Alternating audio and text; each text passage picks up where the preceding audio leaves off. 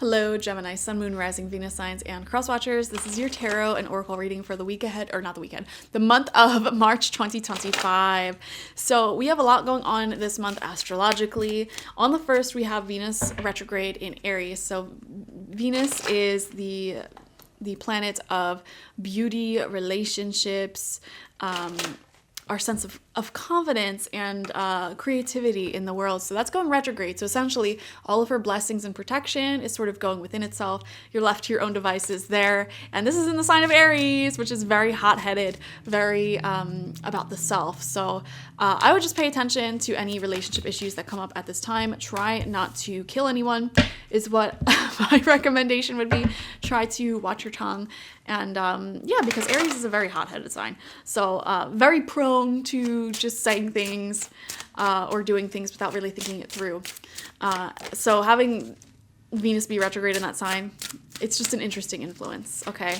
But this could also be a very powerful time of really just self-discovery and going within yourself in those areas of life, like reflecting on relationships, on your own confidence, your own beauty, your own self-worth, etc. So that's what I feel like this retrograde's influence will actually have on us. A lot of self-discovery will be made. Then we have Mercury moving into Aries 2 days later. And then on the 14th, we have the lunar eclipse in Virgo. So this starts off eclipse season, okay? So between that day and the 29th, when we have the Aries solar eclipse, between the 14th and the 29th, we will have a time of intense transformation. If you're unfamiliar, eclipse seasons happen twice a year.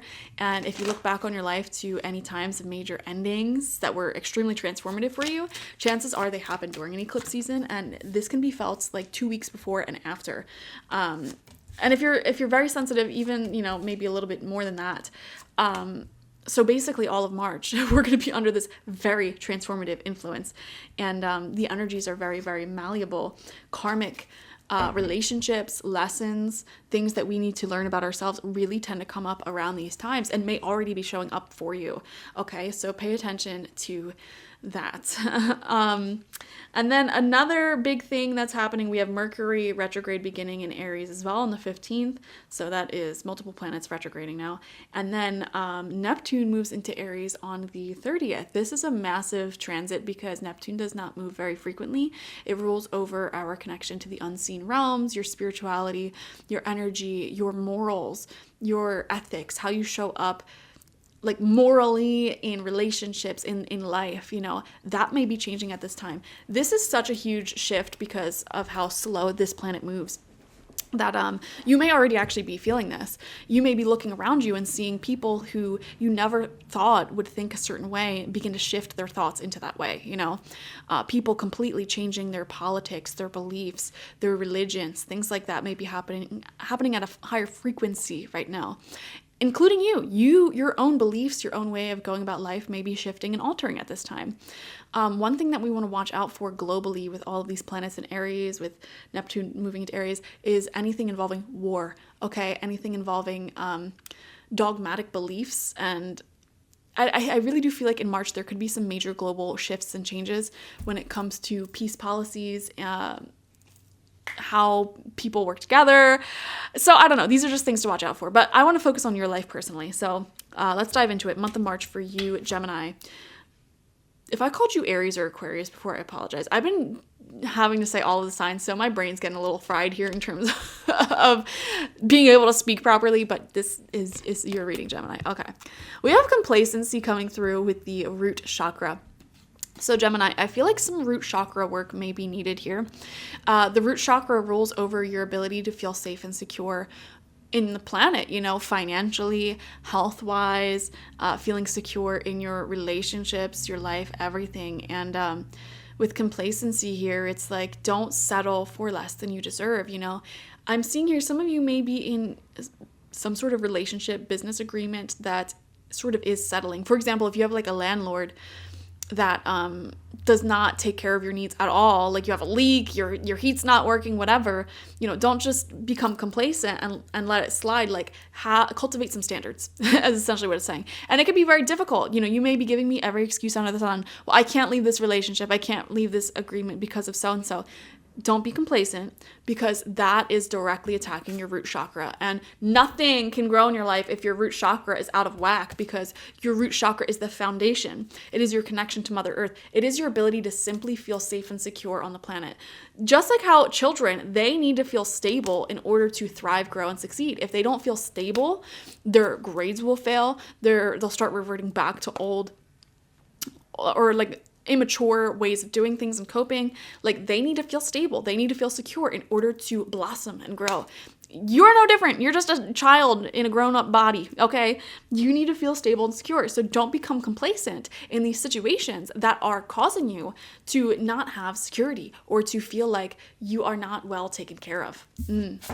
We have forget-me-nots coming through as well, beautiful flowers. And basically the premise of forget-me-nots is you plant them and they take a long time to germinate, and eventually they'll come back up. So what I'm seeing here is you may have planted some seeds of manifestation, created a beautiful foundation of success for yourself, and maybe it didn't immediately see the results that you wanted.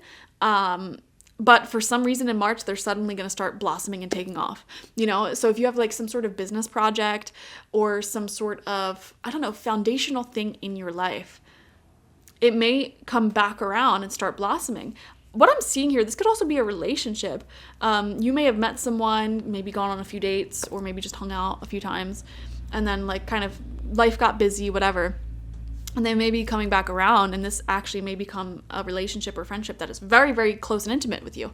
Actually, that's the story of how me and my current partner ended up together. So that's really funny, because it's like we went on like 4 dates, and then there was just too much going on in both of our lives. So we kind of just split ways for a year, did not talk to each other, and then randomly caught up and like became disgustingly obsessed with each other. And now we're living together and just doing amazing things together. So I'm seeing a similar story here for you, Gemini, and this will take place in whatever area of life Gemini is. So if your sun is in Gemini, it's like your whole life could have some foundations in it that are beginning to blossom. If you're a Gemini Venus like me, you know, my story can really resonate with you in your love life or with creative projects, things like that. Gemini moons, for example, this may be within your daily rhythm, your routine, or I don't know. You get the point. It's like there's something in your life that is going to be taking off, that you planted the seed, you started this a while ago. We have death in reverse with complacency here. Gemini, do not sweep issues under the rug that need to come to a close, that need to end. Guys, there's something here that is not okay. It's eating away at your peace. It's time to release. It's time to let it go, or set some very stern boundaries so that way the past is in the past, you know? Yeah, don't become complacent and just grin and bear it. That is not the key here. Take proactive steps, proactive change, set some boundaries, whatever you got to do. You know, don't just be like, well, this is the best I'm going to get, so occasionally I'm just going to have to feel this way. Like, for example, let's just say you're in a relationship and this person's just cheating on you. And your self-esteem is so low that you're just like, well, this is the best I can get. So occasionally my gut instinct will tell me this person's out cheating on me currently, and it makes me nauseous and I want to throw up, and that's just something I have to deal with. That is not something that you have to deal with. That is not something you should deal with. Okay? Leave that loser and go out and do your own thing. Because at least you'll be alone, but you'll be at peace. You know, you won't have that crippling anxiety and wanting to vomit feeling. Okay, your landlord isn't taking care of you, isn't taking care of the property. Instead of just grinning and bearing it and, you know, fixing things yourself and paying for everything yourself, no. Leave, break it up, or sue that loser. You know what I mean? It's like, don't just be complacent. There's an area of your life somewhere where you're being asked to not be complacent, stand up for yourself, cultivate some self-respect, and really, you know, create some change here. We have the 9 of Swords in reverse, yes. So whatever this is, it's eating away at your happiness is what I'm seeing. It's eating away at your peace, because 9 of Swords in reverse, it's like, to me, this is a card of like lacking peace. You're staying up late at night because you're anxious. You want to vomit. Because your mental health is just so bad over this one thing that is eating away at your peace. Okay, so even at the time that you're watching this, if you're watching this in February, you may already know what I'm talking about here. And it's like you could avoid all of this trouble by making change now. Okay, this is all avoidable by setting strong boundaries, cultivating strong self-worth. Cultivating self-worth, it isn't about like affirmations in the mirror. It is about, this is something that takes away my peace. I'm going to set my boundaries here. And, I'm going to learn how to protect my peace, ask for what I want, stand up for myself. That's self-worth. We have the world coming out. Okay, this reading's all over the place because there's a lot of happiness here as well. There's some successes, big, big, big successes here in things that you've been long waiting for. Things, ideas, seeds that you planted long ago are finally blossoming. It's like there's success here for you. Yes, there's achievement here for you. For a lot of you, it feels very personal, like your health, your fitness, your career, your finances, those things. There's big wins here. That's so beautiful. We have the King of Wands. There is a beautiful source of light, passion, and warmth here. There's someone here who is very passionate about you, very warm towards you. If it's romantic, they could be extremely attracted to you as well. And they want to have a future with you. Okay, they see your future visions of success and they want to be a part of that story. They want to contribute in some way. And they have a lot to contribute because this person is very well read on so many subjects.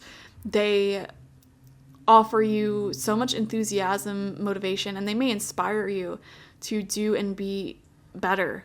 So there is a very positive influence in your life here. We have the Seven of Pentacles in reverse. This is questioning, like, you put in all this time, all this work, all this effort, but it's like, are you actually receiving what you deserve back, what you want back? Are you actually getting what you want in return? Because Seven of Pentacles in reverse can represent thinking like, is it even worth it anymore? Should I keep pushing forward? Should I keep going? Because, I've been doing so much and it's like, man, what do I do now? So you may be making a decision like that. And then we have the Hanged Man, seeing things from a new perspective. Yes, I feel like you're shifting your internal energies to be one that is less complacent, standing up for your own well-being. And through doing that internal work, it's like you're not even doing anything extravagantly different on the outside. Your whole perspective of life changes, though. How life treats you changes because you are changing internally, which is just so, so, so beautiful. The World and the Hanged Man. There's a lot of spiritual perspective and spiritual downloads happening for you at this time. Achievements. And you're actually pausing and celebrating your achievements and all that is happening for you because there's a lot of exciting things here happening for you. It feels so good. The energy is warm. It's exciting. It's just brilliant. And yeah, I think your biggest challenge this month is to embrace whatever is trying to exit your life at this time. Let it go. Set boundaries where boundaries are needed. Don't be complacent. When it comes to your own success stories, don't be complacent there either. Keep pushing forward until you have exactly what it is that you want. Okay, keep trying new things. Setting new boundaries, changing the dynamics until you are happy, until you are no longer upset. Okay. Thank you so much for joining me, Gemini. So much important inner work happening here this month. So much success happening here this month. I really do see big achievements as a result of all this. So I hope you enjoy it. Watch for your sun, moon, rising, and Venus signs to get the fullest overview of this month ahead. Like this video, comment how it resonated down below, and subscribe if you have not already. If you want a personal reading with me one-on-one, the link to that is always in the description box, spiritpsychic.org. I also offer my intention oils there, shamanic life coaching sessions there, as well as my online tarot reading course. So check it out. Bye-bye.